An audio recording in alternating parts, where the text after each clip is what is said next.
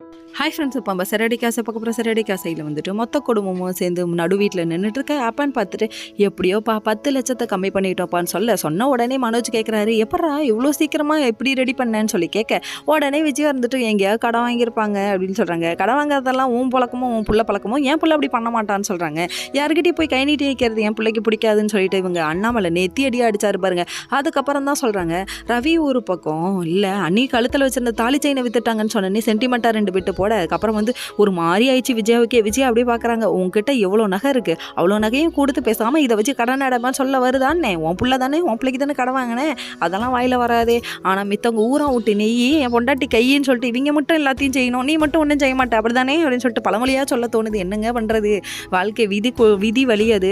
அதாவது வீட்டுக்கு ஒன்று மட்டும்தான் அதை ஏமாலியாக இருக்கும். அந்த கூட்டத்தில் ஒன்று போல் முத்து கடைசியில் இப்படி நினைக்க அதுக்கப்புறம் ரவியும் 1 லட்சம் பணம் கொடுத்தான்ப்பான்னு சொல்கிறாங்க. அதுக்கப்புறம் ஏதோ பண்ணுறீங்கடா எனக்கு பெருமையாக இருக்குடான்னு சொல்லிட்டு இவங்க ஆனந்தப்பட்டுக்கிறாங்களாமா.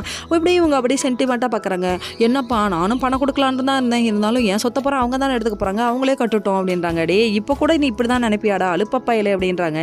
இங்கே ஒரு பக்கம் மனோஜை போலீஸில் பிடிச்சிக்கிட்டு போக போலீஸும் வந்துட்டாங்க, இங்கே பிடிச்சிட்டும் போயிட்டாங்க. இதை பார்த்தோன்னே அண்ணாமலை கோவத்தில் கொந்தளிச்சு போய் இவன் இந்த நிலைமைக்கு காரணம் நீதாம்மான்னு சொல்லிட்டாங்க.